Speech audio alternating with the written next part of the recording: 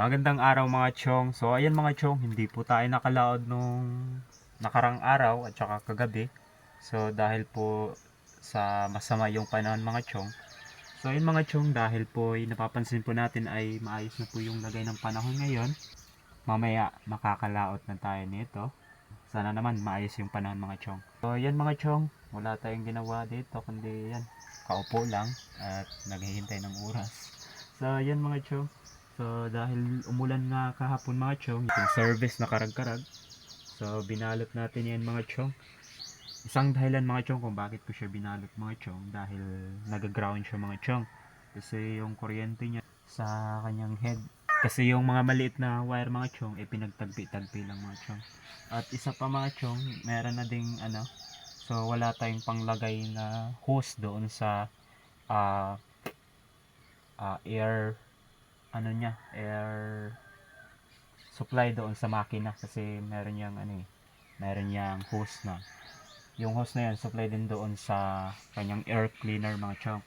So yun mga chong, binalot ko lang siya mga chong para hindi siya mabasa ng ulan.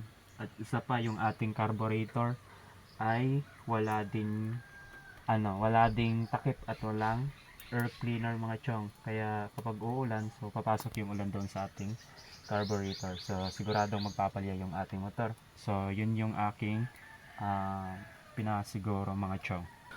At saka dito din sa ating kusina mga chong, hindi pa tayo nakapaglagay doon ng sapaw. Yan o.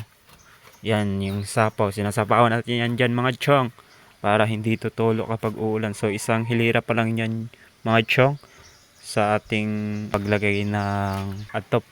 Yan. So meron pa yung sapaw mga chong, kapag uulan hindi tutulo yung ulan dito sa baba. So meron pa yan dito mga chong. So inuna muna natin gawin mga chong yung yan sa pinaka dulo, kasi kapag papatong ka mga chong ng lukay, dito na yan sa pangalawa, para hindi na tayo mahirapan doon magpako.